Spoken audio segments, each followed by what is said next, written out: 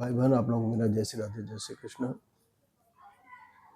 श्रीमद् भागवत महापुराण प्रथम स्कंद के इस 29वें अंक में हम महाराज परीक्षित के जन्म के बारे में चर्चा करेंगे। शौनकादि ऋषियों ने सूत जी महाराज से पूछा कि महाराज, अब मुझे महाराज परीक्षित के जन्म कर्म और उनकी अंतिम गति के बारे में समझाइए, सुनाइए। सूत जी ने कहा, अश्वत्थाम्नोपसृष्टेन ब्रह्म शीर्षोणु तेजसा। अश्वत्थाम्नोपसृष्टेन ब्रह्म शीर्षोणु तेजसा। उत्तराया हतो गर्भ ईशेना जीवितः पुनः। अश्वत्थामा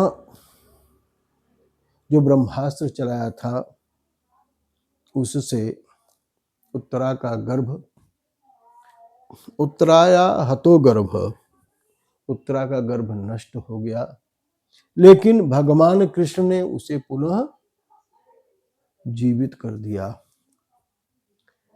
जब उत्तरा ने भगवान को पुकारी, भगवान के शरण में गई, तो भगवान जो है कि छोटा सा रूप बना करके उत्तरा के गर्भ में प्रविष्ट हो गए।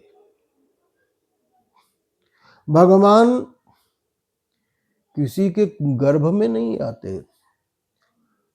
लोग गाते भी ना, भय प्रकट कृपाला। भगवान प्रकट होते हैं।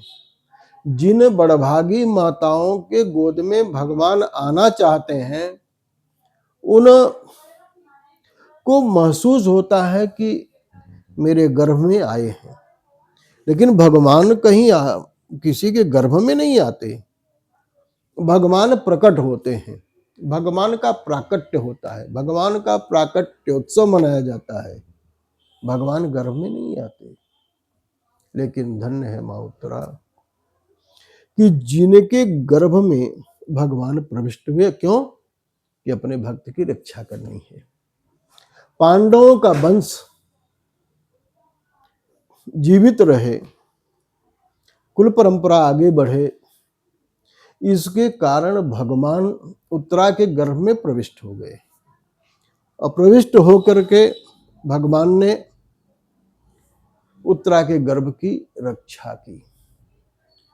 और जो गर्भस्थ शिशु महाराज परीक्षित मां के गर्भ में हैं, 10 मास के हैं, वो देख रहे हैं कि एक जो है अद्भुत पुरुष, जिनकी लंबाई अंगूठे भर की है, लेकिन बड़ी विलक्षण झांकी है। वो बड़े ही सुंदर हैं और श्यामल श्यामल शरीर है, और उनके शरीर पर पीला पीला दुपट्टा फहरा रहा है। और उस अद्भुत झांकी का 10 माह के परीक्षित मां के गर्भ में भगवान का दर्शन कर रहे हैं। और देख रहे हैं कि वो जो पुरुष है वो कर क्या रहे हैं। ब्रह्मास्त्र के तेज को अपनी गदा से शांत करते जा रहे हैं, और ब्रह्मास्त्र के तेज से परीक्षित की रक्षा की। और भगवान जब वो ब्रह्मास्त्र का तेज समाप्त हो गया और परीक्षित की भगवान ने गर्भ में रक्षा कर दी, तो भगवान वहीं से फिर अंतर्धान हो गए। और परीक्षित महाराज अब 10 माह के मां के गर्भ में है, लेकिन ज्ञान शक्ति भगवान की कृपा से उनमें है। वो सोच रहे हैं कौन से परम पुरुष हैं, कैसे हैं। जब भगवान अंतर्धान हो गए और वही गर्भस्थ शिशु सुंदर पुनीत काल के आने पर, जब सुंदर समय आया, पुनीत काल आया, और सारे स्थितियां, सारी ग्रह दशाएं, सारा वातावरण अनुकूल हुआ तो वही शिशु जो है जन्म लिया। और जब इनका महाराज परीक्षित का जन्म हुआ तो महाराज युधिष्ठिर बहुत प्रसन्न हुए, इतना प्रसन्न हुए कि जिसकी कोई सीमा नहीं, कि हमारे वंश को आगे बढ़ाने वाले जो है हमारे कुल में पैदा हुए हैं। ऐसा देख करके बहुत उनको प्रसन्नता हुई। महाराज युधिष्ठिर ने ब्राह्मणों को बुलाया और उन्होंने ब्राह्मणों से कहा कि हे ब्राह्मण देवताओं, आप लोग अब इस बालक के भविष्य के बारे में बताइए। क्या यह भरत वंश के कुल को आगे बढ़ाएगा और जो हमारा यशस्वी कुल है उसकी रक्षा करेगा? इसके बारे में आप बताइए।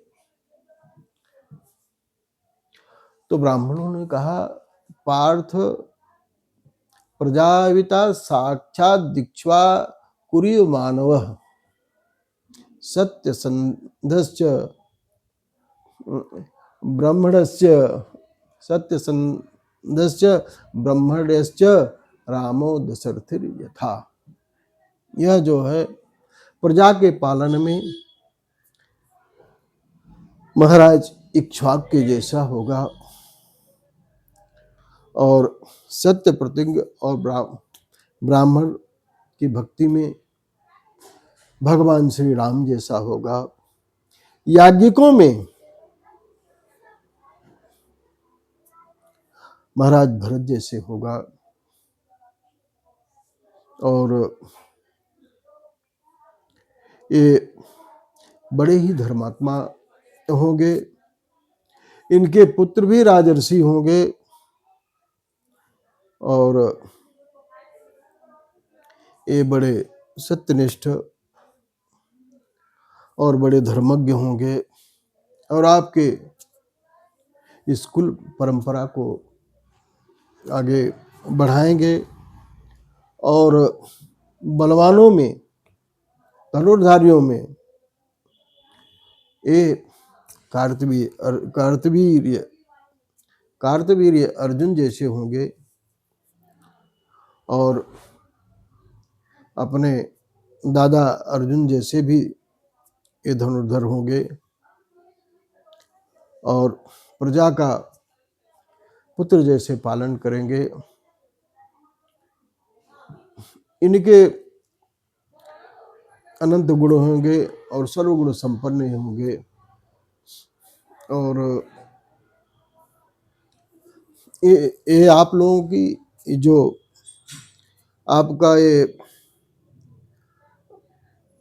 पूर्व वंश है, इसकी उज्जवल कीर्ति को पूरे विश्व में फैलाएंगे। ये बड़े बड़े यज्ञ करेंगे और ये जो है प्रजा का पालन करेंगे और कलयुग का दमन भी करेंगे। और उन्होंने कहा कि ये जो है ब्राह्मण के शाप से, तक्षक काटने से मृत्यु को प्राप्त होंगे और जब ये सुनेंगे ब्राह्मण के शाप को, ब्राह्मण का शाप देगा, ब्राह्मण शाप देगा कि आप तुम की मृत्यु तक्षक के काटने से होगी, तो इसको जान करके वे सब कुछ का परित्याग करके गंगा तट पर चले जाएंगे और भगवान सुखदेव जी से आत्मज्ञान का उपदेश प्राप्त करके और सब कुछ छोड़ करके केवल भगवान में ध्यान लगा करके भगवान को प्राप्त हो जाएंगे,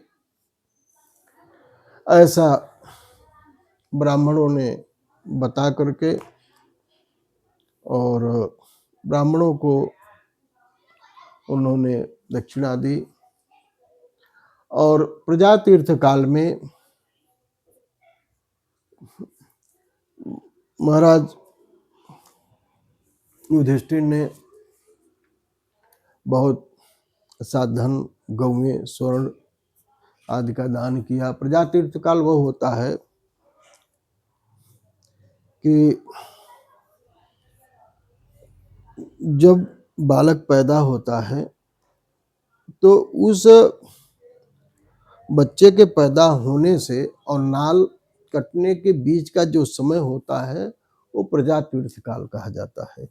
उस प्रजातीर्थ काल में जो दान दिया जाता है वो अक्षय होता है और बड़ी उसकी महत्ता है, तो वही प्रजातीर्थ काल है। तो उसी प्रजातीर्थ काल में महाराज युधिष्ठिर ने बहुत सा दान दिया। सब लोग, ब्राह्मण भी अपने अपने घर को इन महाराज परीक्षित के जो अभी बालक रूप में पैदा हुए हैं उनके बारे में, उनके भविष्य को बता करके ब्राह्मण अपने अपने घर को गए। शेष अगले अंक में। तब तक के लिए जय श्री राधे, जय श्री कृष्ण। मेरे भाई बहन, यदि आप लोगों ने चैनल को सब्सक्राइब, लाइक नहीं किया हो तो कृपया सब्सक्राइब करें, लाइक करें और शेयर करें। और भागवत संबंधी जिज्ञासा के लिए मेरे नंबर 9827980269 पर आप संपर्क कर सकते हैं। पुनश्च जय श्री राधे, जय श्री कृष्ण।